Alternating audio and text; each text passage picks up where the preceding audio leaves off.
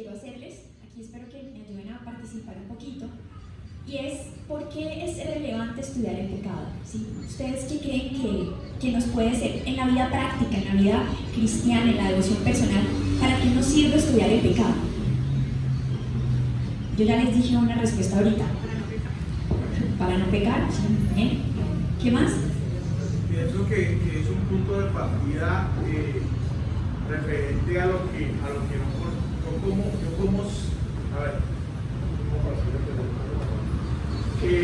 lo que desconozco para las personas, sobre todo que están empezando en estudiar la palabra, lo que yo desconozco, cómo voy a saber si es pecado o no, si ante el mundo, entre comillas, hay muchas cosas las cuales pueden ser pecado.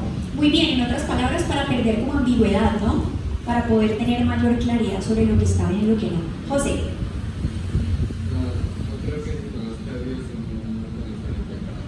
Sí, para conocer a Dios y conocer el pecado, muy cierto. Y si tomamos en cuenta que el pecado nos separa de Dios, necesitamos saber qué es el pecado para no estar separados de Dios. Muy bien, eso es lo que yo quería compartirles en esta tarde. Pues si hay una cosa que se llama pecado, que vamos a entrar a definirla, pues nos separa de Dios, pues hay que saber eso qué es, de qué está hecho, ¿cierto? Para poder como quitarlo en nuestras posibilidades y tratar de que nuestra relación con Dios se restituya. Bueno, quiero hablarles un poquito de dos ideas antes de empezar. La primera es que la cultura contemporánea considera el pecado de una forma, digámoslo así, inofensiva, ¿sí?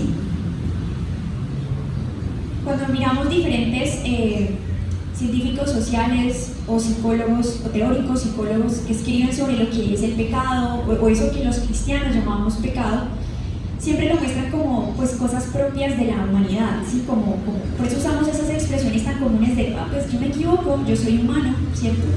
Y lo vemos como algo con lo que nacemos y pues nada, pues no es nuestra culpa, pero pues lo hacemos y por eso somos como condescendientes con nosotros mismos, como pues yo no quería, pero pues yo tengo tendencia al pecado, pues nada, pues aquí todos pecamos, o quién no peca, ¿cierto?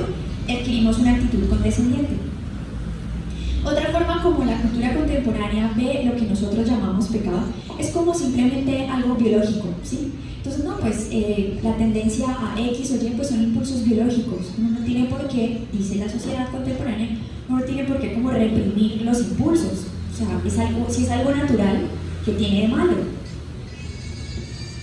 Pero hay algo muy cierto, y es que no hay una fuente de conocimiento, no hay una literatura en nuestro mundo que hable más y que aborde más la cuestión del pecado que nuestras Sagradas Escrituras. Ese es el libro que más habla del pecado. Tanto así que el primer capítulo de Génesis y el último capítulo de Apocalipsis hablan del pecado, del origen o de la entrada del pecado en esta tierra y de cómo va a terminar de existir para siempre jamás. Entonces, eso nos indica que si nosotros queremos entender el pecado, más allá de entender lo que nos dicen las diferentes corrientes conductistas, psicológicas o sociológicas, tenemos que ver lo que la Biblia nos dice que es el pecado. Quisiera que comenzáramos por el principio, y es que vayamos al Salmo, vamos al Salmo capítulo 8, por favor.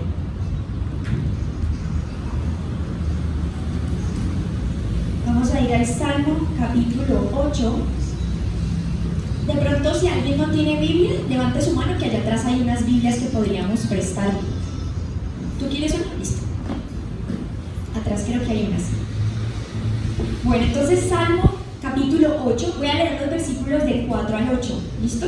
Yo voy a leer desde la Reina Valera, versión 1995. Si alguien tiene una versión diferente, chévere, levanta la mano para que también la podamos escuchar. La multitud de versiones nos enriquecen mucho el estudio. Salmos 4, del 4 al 8 dice lo siguiente: ¿qué es el hombre para que tengas de él memoria, y el hijo del hombre para que lo visites? Lo has hecho poco menor que los ángeles, y lo coronaste de gloria y de honra, y lo hiciste señorear sobre las obras de tus manos.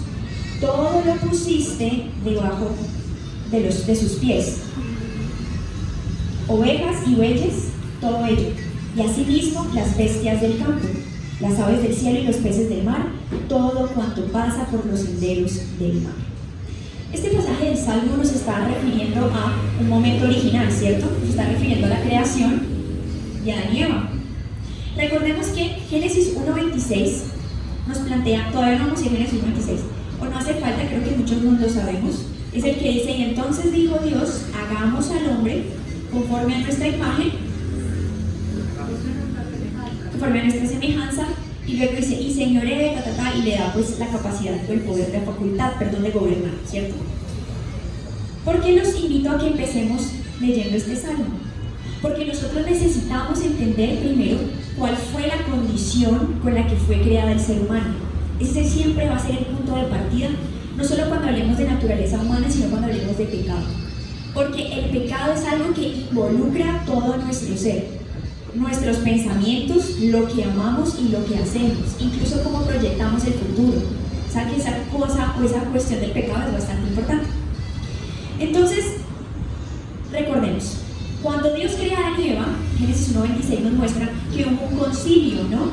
Padre, Hijo y Espíritu Santo toman una decisión conjunta de crear a alguien que no va a ser cualquiera, sino que va a tener una similitud con Dios, ¿cierto? Y esa similitud se reúne en dos palabras. Dice que va a ser a imagen de Dios y a semejanza de Dios, ¿cierto? Quiero que hablemos un poquito de lo que implica ser hechos a semejanza de Dios, porque eso va a ser fundamental a la hora de pasar a los diferentes usos de la palabra pecado. Entonces, si vemos aquí de nuevo lo que leímos en el Salmo, vamos a ver en el versículo 5, lo has hecho poco menor que los ángeles, ¿cierto? Y lo coronaste de gloria y de honra. Cuando Dios crea a Eva, le da dos grupos, le da dos paquetes de facultades y de características. Por un lado, le da algo que no le dan los animales, y es una mente que razona, ¿cierto? Un intelecto, una capacidad de razonar. Ese es un regalo que, les pregunto, ¿aún después de la caída conservamos? Sí. Adicionalmente, ¿qué más nos dio? Nos dio la capacidad de establecer el lenguaje, ¿cierto? Nos dio también el libre albedrío. El libre albedrío implica que también tenemos una concepción tenemos la posibilidad de hacer lecturas morales, o sea, una lectura de lo que es bueno y lo que es malo, cosa que nuestras mascotas no pueden hacer, ¿cierto?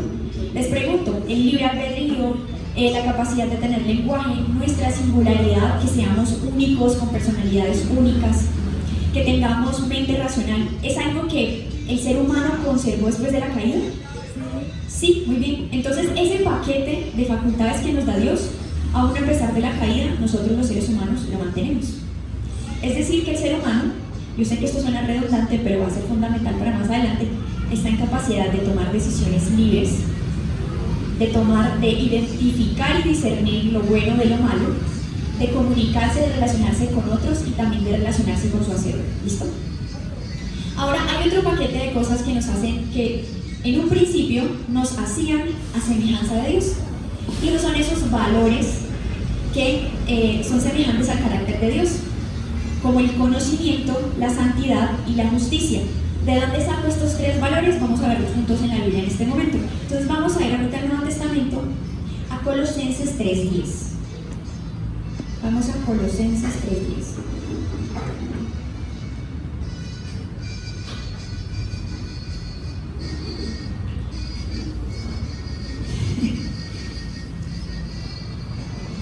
Bueno, Colosenses 3:10 dice: y revestido del nuevo, es decir, el nuevo hombre, conforme a la imagen del que lo creó, se va renovando hasta el conocimiento pleno. O sea, aquí Pablo nos está diciendo cómo vamos a ser nosotros, seres humanos caídos, degenerados, una vez que Dios nos regenere. Y dice que cuando nos regenere vamos a adquirir el conocimiento pleno.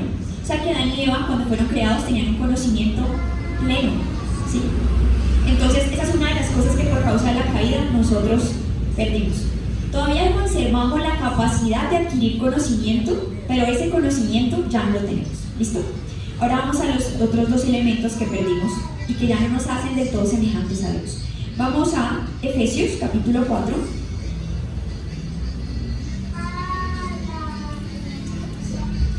Efesios capítulo 4, versículos del 21 al 24. Efesios 4, del 21 al 24. Listo. Voy a leerlo para ustedes. Efesios 4, 21 dice: si en verdad lo habéis oído y habéis sido por él enseñados conforme a la verdad que está en Jesús, en cuanto a la pasada manera de vivir, despojados del viejo hombre que está corrompido por los deseos engañosos. Atención acá. Renovaos en el espíritu de vuestra mente y vestidos del nuevo hombre, creado según Dios en la justicia y en la santidad de la verdad. Pues fueron tres de las cosas que perdimos. En el versículo anterior dijimos el pleno conocimiento de Dios. En segundo lugar, la santidad y la condición de perfecta justicia en que habitamos. ¿Listo? Esas fueron esas tres cosas que perdimos. Cuando volvemos a repasar el capítulo 1 y 2 del pecado de Adán y Eva, absolutamente nadie que estudie ese pasaje puede afirmar que el pecado fue culpa de Dios, ¿no? Sabemos que eso fue una total decisión deliberada, consciente de Adán y Eva, ¿sí? Si bien en primera instancia fue engañada, ella sabía que las cosas que estaban pasando no eran normales y tuvo muchas alertas, ¿cierto?, para poder decir o saber que estaba bien o que estaba mal lo que estaba haciendo. Entonces, en resumen, esa condición inicial que se inició con Adán y Eva aquí en la tierra y que hoy llamamos pecado, generó un abismo enorme, como nos decía ahorita el hermano. Generó un abismo tan grande que, sabemos muy bien, implicó que el Hijo de Dios tuviese que vestirse de culpable, vestirse de pecado y acarrear todo lo que costaba acortar ese abismo y que la relación de Dios, de Padre e Hijo, volviese a ser cara a cara. ¿Listo? Entonces, el pecado, en resumen, logró afectar nuestra naturaleza, ¿sí? Dado que hoy somos injustos, no nacemos en una condición de santidad ni tampoco tenemos el pleno conocimiento de Dios. Y en segundo lugar, perdimos una relación estrecha y natural con nuestro Padre Creador. Entonces ahorita sí los quiero invitar para que volvamos a la presentación y les propongo que en lo que queda del tiempo de este estudio revisemos Antiguo Testamento y Nuevo Testamento. La palabra pecado, uno siempre cree que es como en el español una sola palabra, pero resulta que en los idiomas en que fue escrita la Biblia hay más de 6 definiciones o 6 palabras, que se utilizan para referirse al pecado. Y cada palabra tiene una riqueza interesante que nos ayuda a ver que el pecado es multifacético. ¿Listo? Entonces vamos a arrancar con la terminología que está en el Antiguo Testamento. Yo les voy a empezar contando un poquito qué significa esa palabra y luego vamos a buscar ejemplos bíblicos donde se está usando. Y entre todos los invito para que tratemos de interpretar y ir un poquito más allá. ¿Listo? Entonces vamos con la primera palabra. La primera palabra es la que está en la esquina, dice hatat. Esa palabra es en hebreo. Hatat tiene un significado muy particular y es que significa literalmente no dar en el blanco. Suponga que usted tiene enfrente un tablero de esos para tirar dardos y usted trata de dar en el blanco, pero lanza y nunca llega a donde se espera que usted llegue. Eso significa hatat, no dar en el blanco. Esta palabra aparece cerca de 193 veces en el Antiguo Testamento, ¿sí? Y denota tanto actos como estilos de vida que se desvían de lo establecido. Por eso dice que no dan en el blanco. Entonces vamos a revisar 2 pasajes. El primero se encuentra en Levítico, capítulo 5, vamos a mirar el Antiguo Testamento. Levítico 5.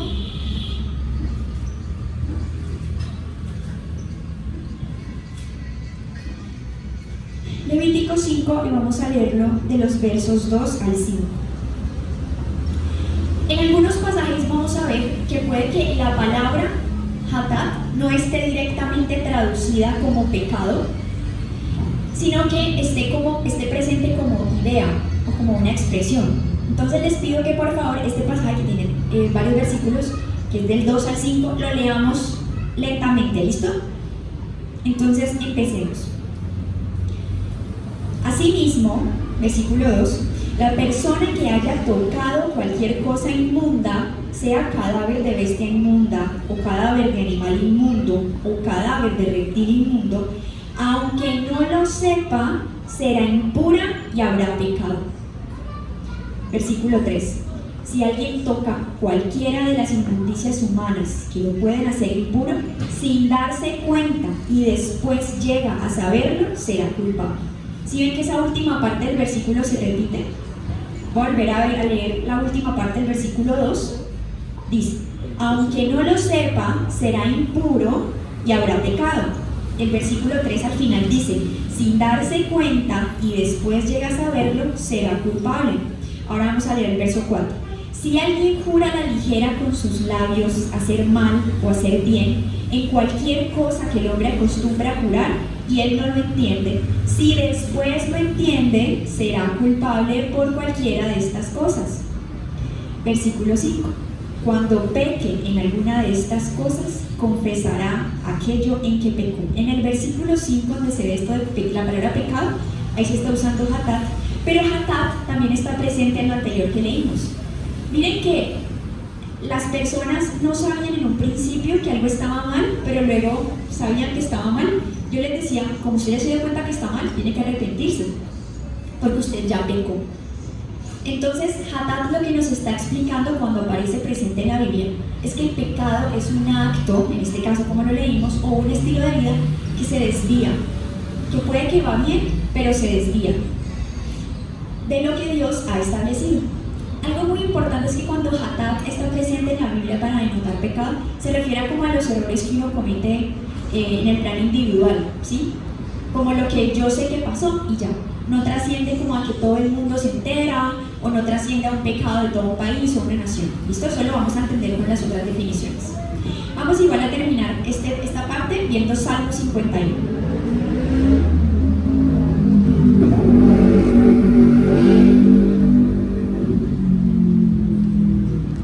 Aprovechemos que el hermano apagó la música. Salmo 51. Salmo 51, los versos del 3 al 4.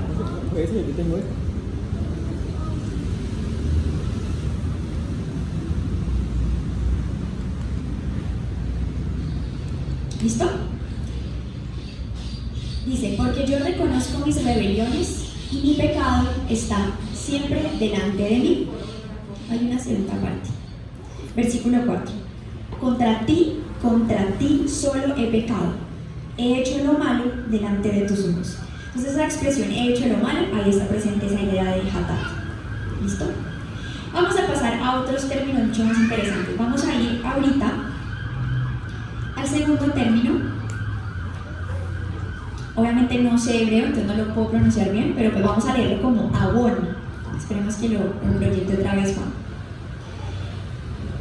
Este término avon se utiliza en contextos religiosos, ¿sí? Mientras que hatat está presente en cualquier aspecto de la vida. En la siguiente, hatat solamente aparece en contextos religiosos o de cosas que tienen que ver directamente con Dios. Entonces, en palabras coloquiales, hatat es cuando íbamos a hacer algo y nos salió mal o la intención era negativa, ¿sí? Y nos desviamos, íbamos bien y terminamos haciendo lo incorrecto. Avon es una palabra que señala algo bastante malo, digámoslo así, porque implica un sentido religioso. Esta palabra es muy usada en el Antiguo Testamento, aparece 229 veces. En el español es traducido muchas veces como iniquidad ante Dios. Entonces vamos a ver varios pasajes donde este versículo, este término está presente, ¿listo? Entonces vamos a empezar viendo a Lamentaciones. Lamentaciones capítulo 3, versículo 9. Ven, Lamentaciones 9.3. Lo dije al revés. Lamentaciones 9.3. Tenía hasta el 5. ¿Qué? Tenía hasta el 5. Entonces al revés. Dame un segundo, qué pena. 3.9, sí, 3.9. La dislexia. Lamentaciones 3.9, ¿listo? Entonces, como nosotros sabemos, de pronto si alguien aquí sabe algún otro idioma, o José que está estudiando lenguas extranjeras, sabe que muchas veces en un idioma no hay una palabra que sea totalmente intraducible o intercambiable a otro idioma, ¿sí? Hay expresiones, por ejemplo, en inglés que son hechas o compuestas de una o dos palabras, y en español hay que usar una frase larga para poder dar a entender eso.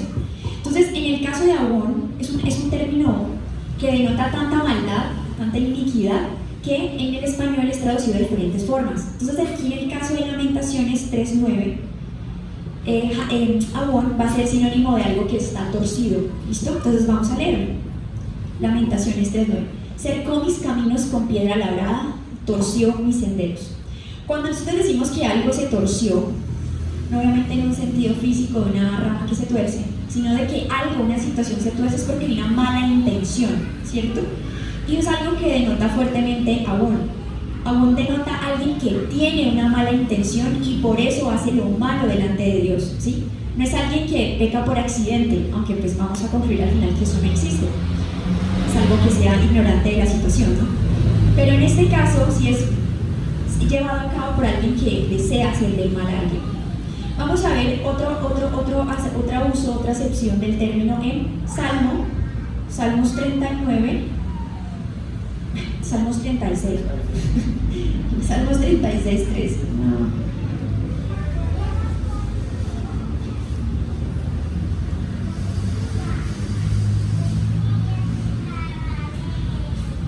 Salmos 36, 3. Las palabras de su boca son iniquidad y fraude. Ha dejado de ser cuerdo y de hacer el bien. Entonces la palabra Abón está en estas dos, iniquidad y fraude. En otras versiones dice falso y fraudulento. No sé si alguien más aquí tiene otra traducción. Retorcido y engañoso. Retorcido y engañoso, muy bien. ¿Alguien más tiene otra traducción? Malvadas y fraudulentas. Malvadas y fraudulentas, muy bien. Mi versión dice falso y fraudulento. De nuevo, aquí se denota como ser falso, ser fraudulento, ser tramposo, no deja de ser pecado. ¿Listo? Vamos entonces a otra acepción de este término que en lo personal me sorprendió, que se encuentra en Proverbios 22:8. Proverbios 22:8.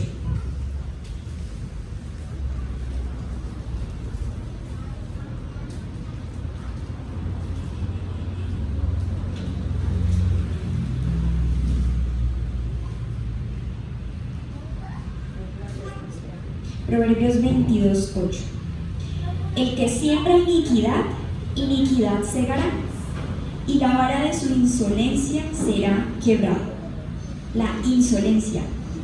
Para ustedes, ¿qué significa la palabra insolencia? ¿Algún valiente que nos diga qué significa la palabra insolencia? ¿Cómo, perdón? Faltar al respeto, puede ser, muy bien. ¿Alguien más? Rebeldía. Grosería. Mi Biblia la traduce como ira. Ira, muy bien. ¿Alguien puede darme un ejemplo práctico de cómo nosotros podemos ser insolentes con Dios? ¿José? No siguiendo su voluntad. Cuando tomamos su nombre en vano para chistes, para cosas insultas. Decimos que insolentes cuando nos comportamos erróneamente frente a alguien que tiene una autoridad, ¿cierto? Un lugar superior. Entonces yo cuando soy insolente, cuando no le hago caso puede ser, pero creo que hay hay formas más concretas de ser insolente. ¿Aquí atrás? Cuando nos sucede algo y popularmente le echamos la culpa a Dios. Cuando le echamos la culpa a ese superior, ¿cierto? Puede ser, muy bien. Cuando le echamos la culpa y le decimos que pues para qué él lo hizo, ¿cierto? Como Dani va como usted, ¿para qué le dio esa mujer? Y usted para qué hizo esa serpiente, ¿cierto? ¿Qué otra forma de insolencia se les ocurre? Cuando me rebelizo. Me gustó lo que la hermana dijo, que era como falta de respeto. Yo pienso que cuando no somos reverentes, cuando somos irreverentes ante su presencia, somos insolentes. Cuando soy ofensivo.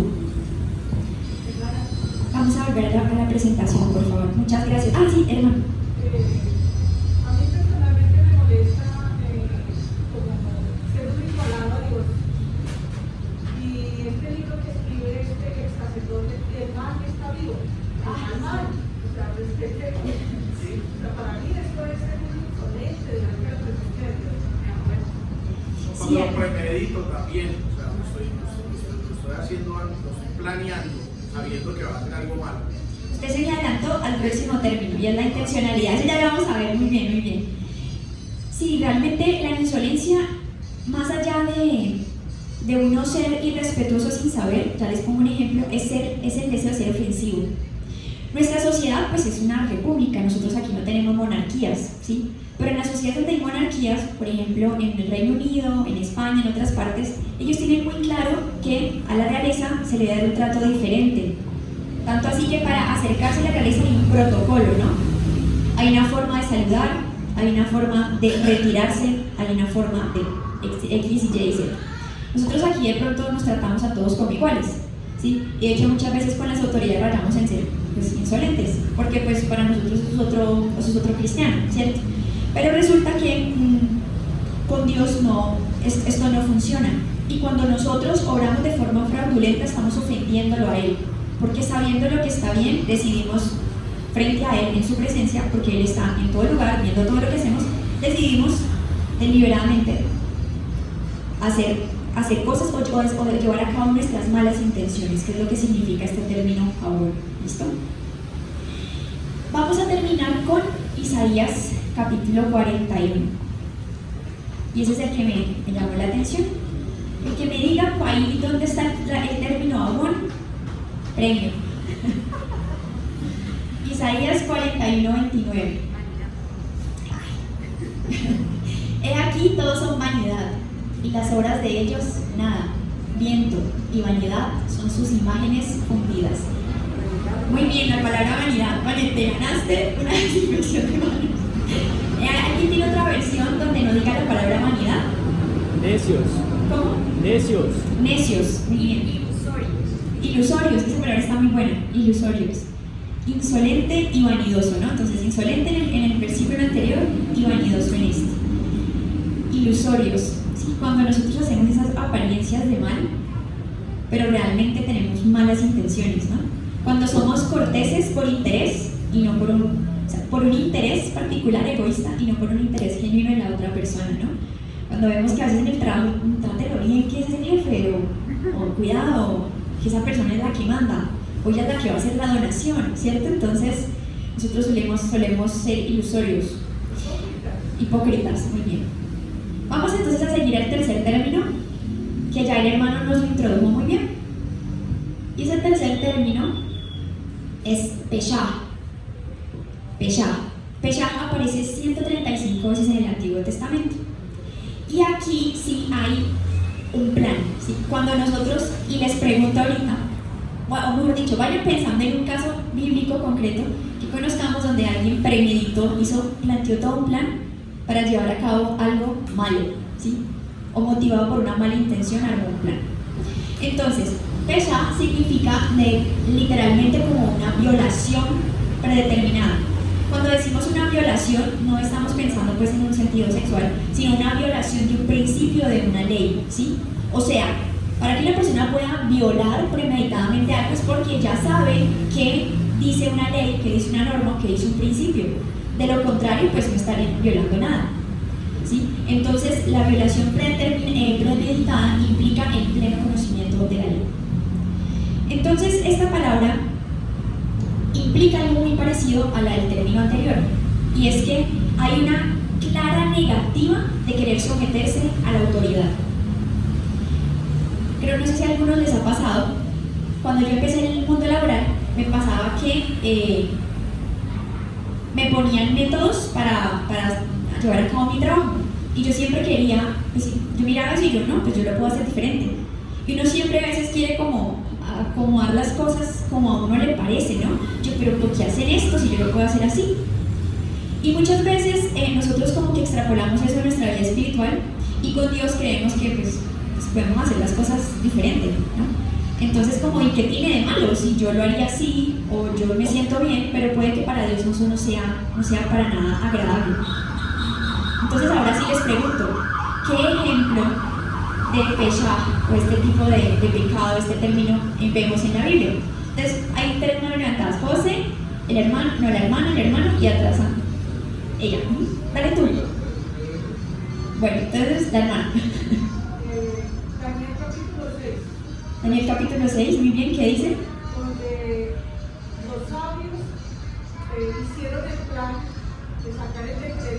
adorara diferente a los dioses de él, tenía que ser echado al fósforo de Daniel. Ahí fue totalmente premeditado y utilizado el rey para echar a Daniel al fósforo de Daniel. Sí, y casi en ninguna sociedad matar está bien. O sea que ellos también, sabiendo que iban a hacer algo malo, siguieron adelante con su plan. Ahorita sí, José. El rey David. ¿El rey David? ¿En qué caso? Premeditó no solo el adulterio lo cometió, ahí premeditó fue el asesinato. ¿El asesinato de quién?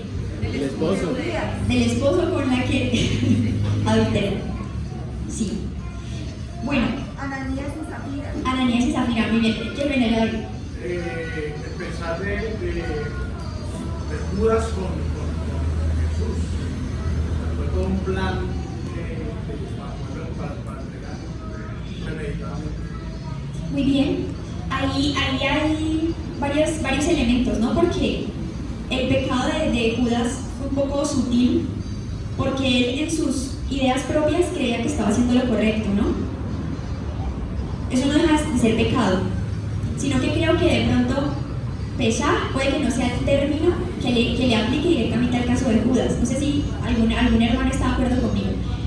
En el caso de Judas, él quería ayudar a Dios. Obviamente nosotros no podemos, eso es insolencia, ¿sí? Y él dijo, como no, voy a provocar una situación que empuje a Dios como una terapia de choque para que Jesús tenga que salir y ejercer pues sus poderes para tomarse el reino y demás, ¿sí? Entonces ahí hay una intencionalidad muy enredada. Creo que hay una mezcla de la anterior. Hay una mezcla, exacto, muy bien, hay una mezcla de esos dos términos que nos indican pecado. Este que es como la premeditación y la anterior. Hermana, perdón.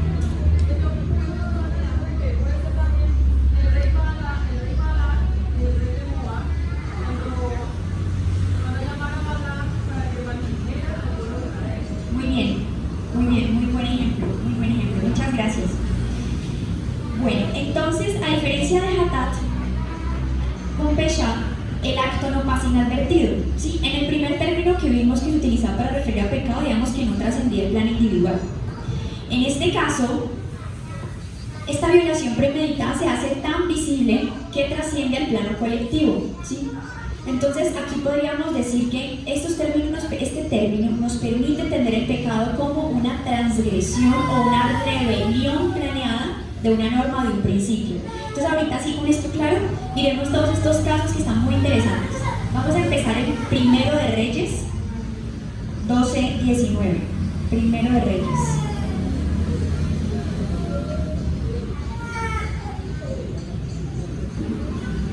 Primero de Reyes 12:19.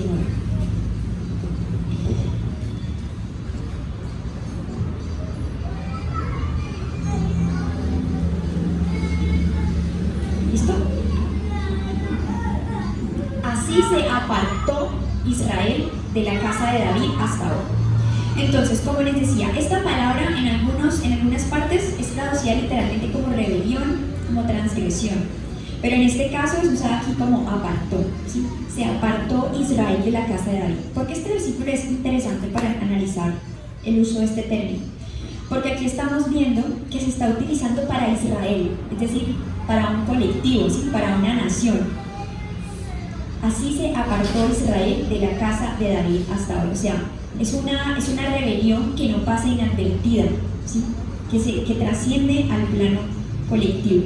Y que por supuesto involucra, como decíamos ahora, el desconocimiento de una autoridad legítima, no una autoridad corrompida, pues que no debemos obedecer, no, una autoridad legítima, que en este caso pues era Dios. Vamos a ir entonces ahora al siguiente versículo, que está ahí en la presentación. No, volvamos a la presentación. Ah, sí, Segunda de Reyes, perdón, Wanda. Segunda de Reyes 1:1. Perdón, te dice salir. Después de la muerte de Acab, se rebeló Moab contra Israel. Muy bien, creí que me iban a plantear ese ejemplo. Vamos al tercer versículo, por favor. Segundo de Reyes 8:20.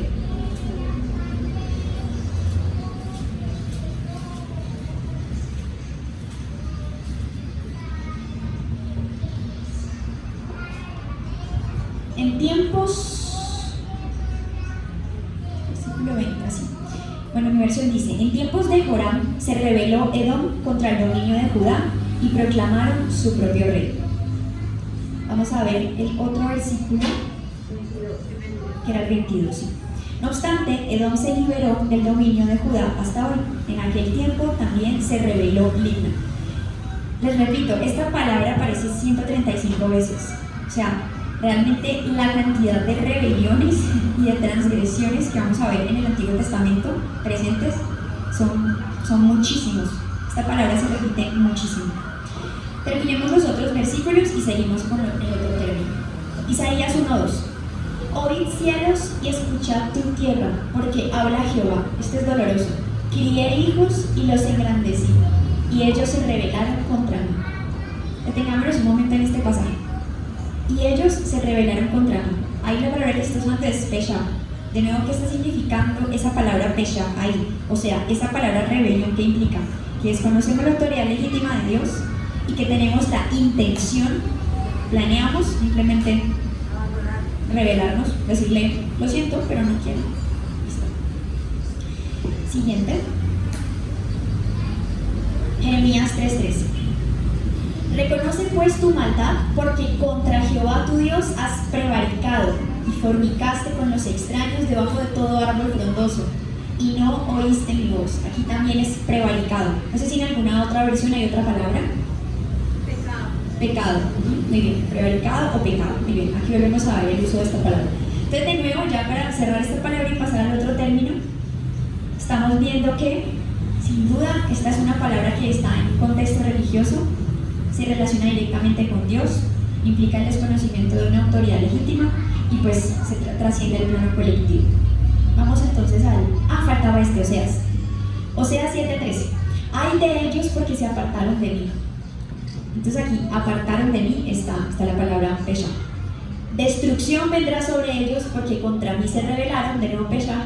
Yo los redimí y ellos hablaron mentiras contra mí. ¿Sí ven?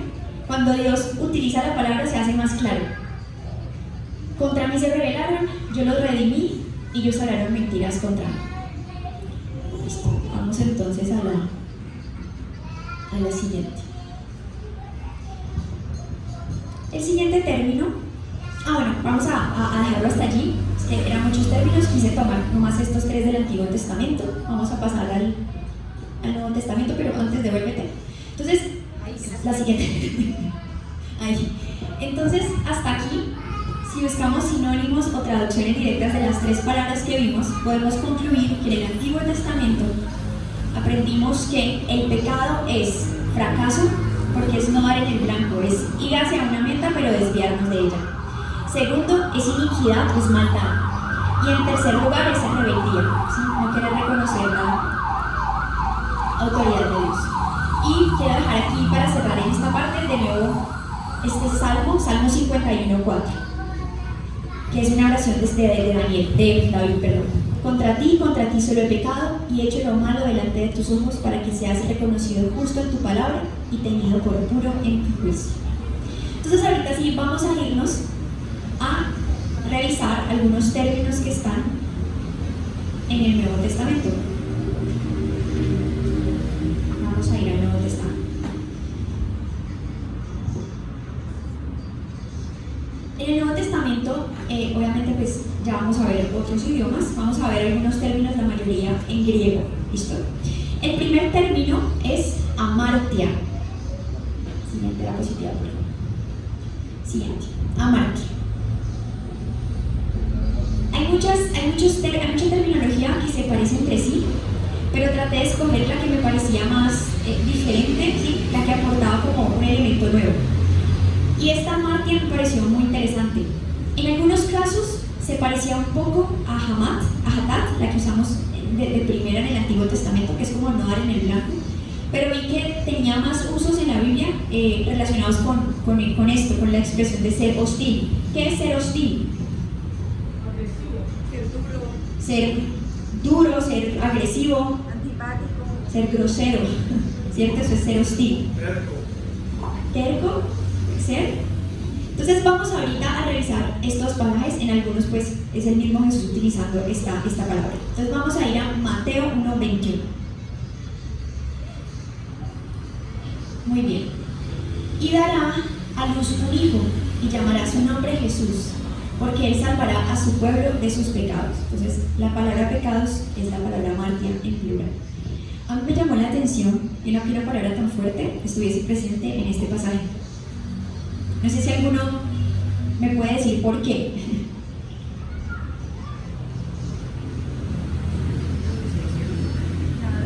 una anunciación. ¿Es que? No, porque no utilizan ese lenguaje. Porque es que el pecado del cual el Señor nos salva, pues es en todo, ¿no? De todos los pecados, pero es que el pecado ha creado una hostilidad entre nosotros y nuestro Dios. Muy bien, amartia se usa para decir que hay algo muy grave, ¿sí? Hay algo muy grave y que se relaciona con el ser hostil. Y lo interesante es que aquí está diciendo, nos está dando una promesa preciosa, y es que va a venir el Mesías, que se va a encarnar, que va a venir, que va a salvarnos y nos va a salvar de los pecados más horribles. Nos va a salvar de las cosas más graves que hemos hecho, ¿sí? Él no utiliza cualquier otro término que sonara más suave, pero no, utiliza el profeta utiliza esta palabra aquí, y eso me parece pues bastante interesante. Para seguir viendo el uso de esta palabra como algo grave, ¿sí? Como un pecado que es grave, vamos a ver otros dos ejemplos. Entonces el siguiente, muy bien, es Romanos 5:12, vamos a leerlo hasta el versículo 3. Por tanto, como el pecado entró en el mundo por un hombre, y por el pecado la muerte, así la muerte pasó a todos los hombres por cuanto todos pecaron. De nuevo, aquí Pablo vamos a ver que utiliza la palabra amartia cada vez que ustedes ven que diga pecado, para referir pues lo grave que fue. Siguiente 13. Pero antes de la ley había pecado en el mundo, pero donde no hay ley no se inculpa de pecado. Romanos es uno de los libros donde más diferencia de términos de pecado hay en la Biblia, por eso vamos a pasar bastantes veces por esta parte. Y vamos a primera de Juan 1:9, que esa sí es una definición que todos nosotros creo que hemos escuchado. Primera de Juan 1:9. Si confesamos nuestros pecados, Él es fiel y justo para perdonar nuestros pecados y limpiarnos de toda maldad. ¿Listo? Ahí está presente esta palabra. ¿Ahí amartia es pecado o maldad? Pecado. Ahorita vamos a ver otros 3 pasajes donde va a aparecer la palabra amartia, pero ya indicando pues este significado, esta intención de ser hostil. Vamos a Juan 9:41.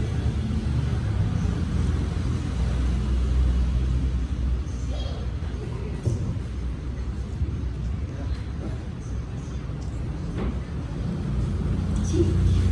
Jesús te respondió: si fuerais ciegos, no tendríais amartia, no tendríais pecado, mas ahora porque decís, vemos, vuestro pecado permanece. Jesús le respondió: si fuerais ciegos, no tendríais pecado. De nuevo, aquí se está mostrando como algo grave, ¿sí? El pecado es algo grave. Y como lo decía ahorita en la parte inferior de la diapositiva, es algo que significa ser hostil, es decir, estar en oposición a Dios, ¿sí? El pecado es estar en una actitud de directa oposición, o sea, es yo saber que Él piensa una cosa y le quiero llevar la contraria y hago lo que es contrario. Ahorita vamos a Juan 19:11. Respondió Jesús: ninguna autoridad tendríais contra mí si no te fuese dada de arriba. Por tanto, el que a ti me ha entregado, mayor pecado tiene. Aquí estamos hablando de esa escena, ¿cierto? En la que está Jesús hablando con Pilato y le dice a Pilato: tranquilo, que la culpa no es toda suya, sino del que me ha entregado, ¿sí? Porque Él fue hostil conmigo, Él se opuso a mis designios. Y por último, de esta primera partecita, vamos a Juan 1:8. ¿No era Él la luz? No, es primera de Juan. Primera de Juan 1:8.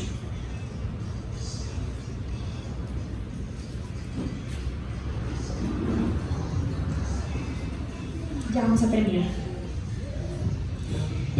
1:8.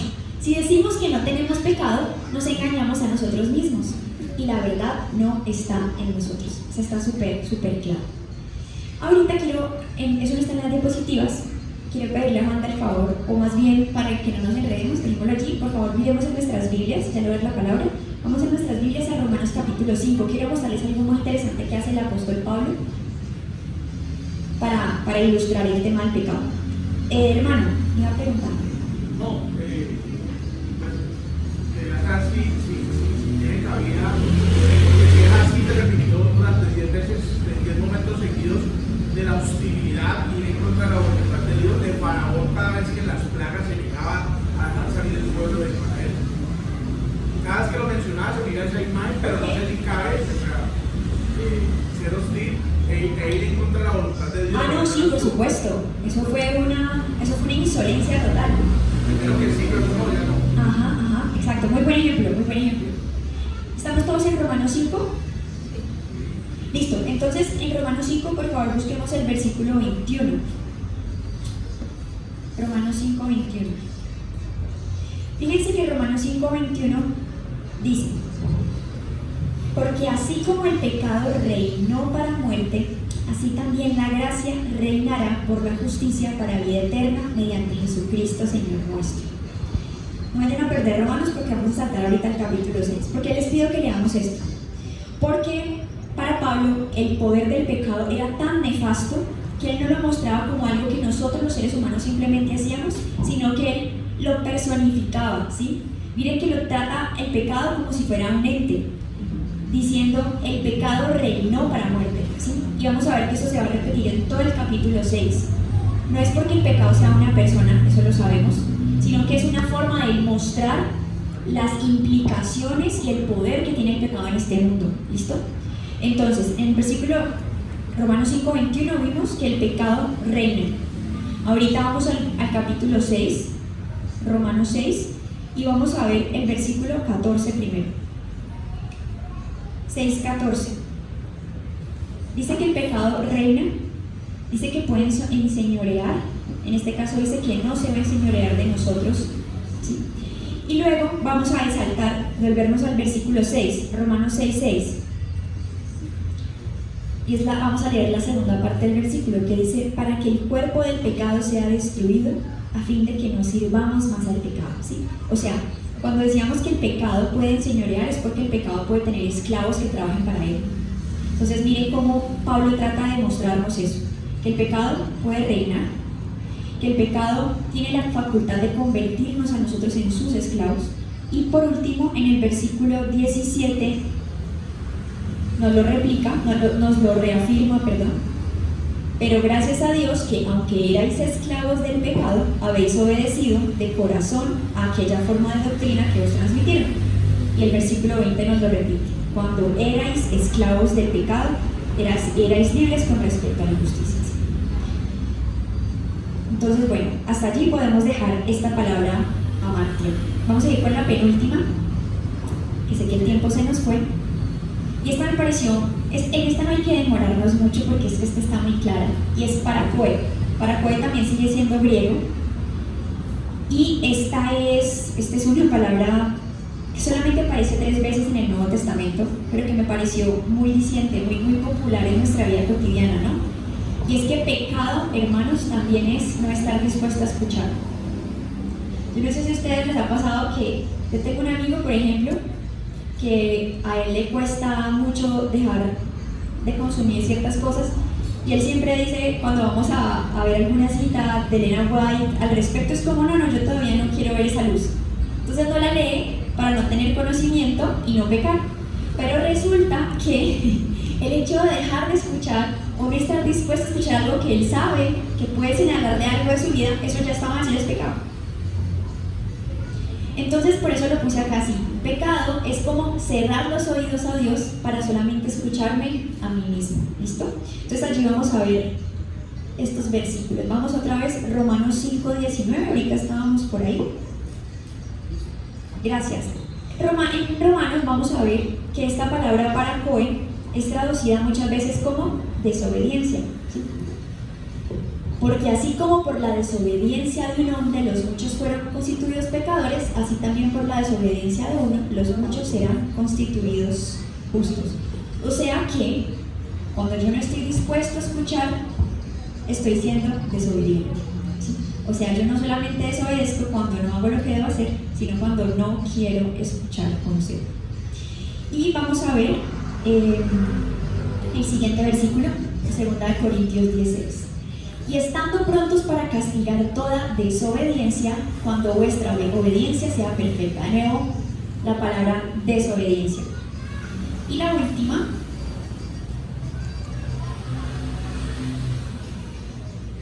Hebreos 2:2.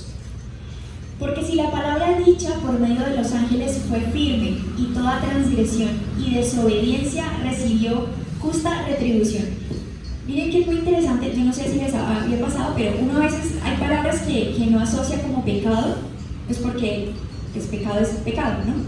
Pero este tipo de conocimiento sobre los usos, los diferentes términos que se utilizan para referirse a pecado nos permite enriquecer más la forma como leemos la palabra. Por ejemplo, aquí tanto transgresión, que es otra palabra que ya revisamos, como obediencia, ambas se están refiriendo a pecado. Entonces, porque no está aquí la palabra literal, no quiere decir que no se esté refiriendo a ese tema. Y eso nos deja ver que realmente el pecado es uno de los grandes temas que está presente en toda la Escritura. Y de verdad que entenderlo, ahondar en él, es fundamental. Vamos a ver la última. La última es paráptoma. Me comí paráptoma. Ahí está. Paráptoma. Paráptoma se utiliza 23 veces en el Antiguo Testamento y significa literalmente caer cuando se debiera estar parado. Esta se utiliza mucho cuando hablamos de los soldados que deberían estar desempeñando una labor y de pronto están faltando a su labor por estar haciendo cualquier otra cosa. Y a mí me gusta mucho un versículo de la Biblia que dice: el que milita, refiriéndose a los soldados, el que milita no, voy a parafrasearla, dice que no se enreda en los asuntos de su propia vida, sino que él vive para agradar al que lo enlistó, al que lo llamó a las filas. Es una forma de entender este concepto de pecado. Y es cuando caemos y se espera que nosotros estemos parados. Entonces vamos a empezar con el primer pasaje. Porque si perdonáis a los hombres sus ofensas, ahí está la palabra, esa palabra se traduce muchas veces como ofensa, os perdonará también a vosotros vuestro Padre Celestial. Mas si no perdonáis a los hombres sus ofensas, tampoco vuestro Padre os perdonará vuestras ofensas. ¿En qué contexto están estos dos pasajes que acabamos de leer? Pues está en la oración modelo que Jesús encontró a los discípulos de Pablo. Muy bien, la oración modelo, ¿cierto? Porque llaman muchos el Padre Nuestro. Miren lo interesante. O sea, ¿qué significa ofensa? Para cuando la volvamos a leer. Significa que se esperaba algo de alguien y no lo hizo, ¿cierto? Eso es cuando alguien nos ofende. Eso es un tipo de pecado. Cuando Dios espera algo de nosotros, nosotros no le respondemos como es. Y el último, que es el que todos los adventistas conocemos. La palabra. Ese sí es anomia. Anomia aparece 14 veces en el Nuevo Testamento, ¿sí? Y algo muy interesante es que esta palabra significa literalmente desprecio a la ley. Desprecio a la ley. Nomos es ley, ¿no? Por eso anomia, desprecio a la ley o no querer la ley. Vi que otros diccionarios lo traducen como violación de la ley, pero me pareció que desprecio era como más claro. Esta palabra en el Nuevo Testamento, sobre todo en las versiones Reina Valera, se traduce muchas veces como iniquidad, como maldad, o como lo vamos a ver en un caso concreto, transgresión de la ley, sí, así completo. Anomia como transgresión de la ley. Entonces vamos a ver, empecemos con Mateo 7:23 y ya vamos a acabar. Mateo 7:23. Y entonces les declararé: nunca os conocí, apartados de mí, hacedores de maldad. Ahí lo que está diciendo es: apartados de mí, hacedores de anomia. Apartados de mí, no sé, como despreciadores, odiadores de la ley. Duro, ¿no? Enviará al Hijo del Hombre a sus ángeles y recogerán de su reino a todos los que sirven de tropiezo y a los que hacen iniquidad. Aquí en iniquidad es donde está la palabra anuña, o sea, a los que desprecian la ley. Vamos al siguiente versículo, por favor.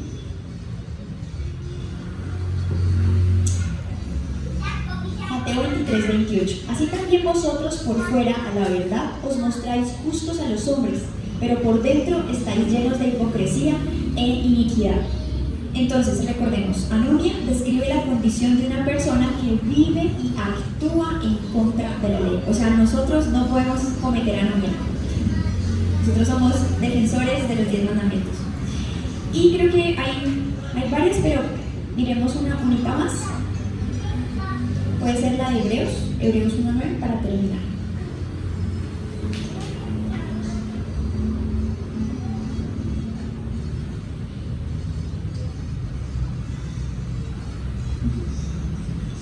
Has amado la justicia y aborrecido la maldad. Ahí la palabra maldad es amor. Por lo cual te ungió Dios, el Dios tuyo, con óleo de alegría más que a tus compañeros. Has amado la justicia y aborrecido la maldad. Vamos a la presentación, por favor. Como les decía, estas son solo unos términos, hay muchísimos. Realmente el tema del pecado en la Biblia es bastante amplio. De hecho, los invito para los que de pronto tienen acceso al tomo 3 de teología. Hay un estudio muy chévere sobre cómo el pecado es no solamente como acciones y estilos de vida, sino que es un estado constante. Y habla un montón de cosas que me parece muy interesante que nosotros conozcamos, sobre todo en lo que tiene que ver con nuestra falsa concepción de amor, porque nuestro falso concepto de amor o nuestro concepto erróneo de amor es una de las cosas que nos lleva a cometer todo este tipo de pecados que hemos estado viendo en esta tarde. Entonces, como la promesa de la clase era que pudiésemos llegar como a una definición, a una aproximación conceptual, les quiero dejar esta, que recoge un poco lo que hemos estado conversando de los términos que se usan tanto en Antiguo como en Nuevo Testamento, que dice: el pecado es una rebelión dirigida contra el señorío y la soberanía de Dios, y un rechazo de su autoridad en la vida, conducta y destino del ser humano. O sea que si nosotros llegamos a escuchar alguna vez que el pecado es algo que fue como una calamidad, como una tormenta que llega a nosotros sin nuestra voluntad y se impone y no podemos hacer nada, pues sabemos que eso es completamente falso, porque nosotros conservamos nuestro libre albedrío, conservamos nuestra capacidad de decidir, de razonar, de discernir lo bueno de lo malo, y pues el pecado, si entró al mundo, es por culpa de nosotros, no es por culpa de nadie más. Los invito para que pues, nos pongamos de pie.